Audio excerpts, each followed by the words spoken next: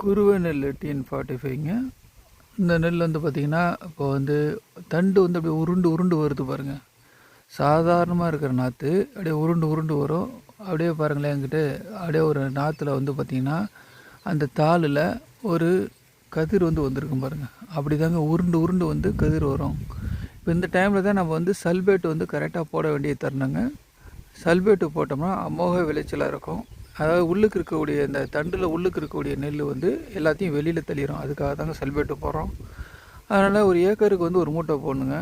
2 ஏக்கர்னால் 2 மூட்டையை போட்டுருங்க, அவ்வளோதான். ஆனால் கொஞ்சம் கொஞ்சமாக பார்த்து கரெக்டாக சீராக தெளித்தா போதுங்க. நல்லா பயிர் அமோகமாக சூப்பரான விளைச்சலை தருங்க. பார்த்திங்களா, நம்ம பயிர் நல்லா கருப்பாக பச்சை பச்சையர்னு அந்த கரும்பச்சையாக இருக்குது பார்த்திங்களா, அதுதான் இந்த பயிர் நல்லா ஊக்கமாக இருக்கிறதுக்கான வழிங்க. கரெக்டாக தூள் போட்டு கரெக்டாக களை பறித்து கரெக்டாக கொண்டு வந்திருக்குங்க. இந்தமாரி தாள் விட்டு எல்லாத்துலேயுமே வந்து கதிர் வந்துருங்க. மீண்டும் அடுத்தது ஒரு விவசாய புரட்சியில் சந்திப்போம். நன்றி, வணக்கம்.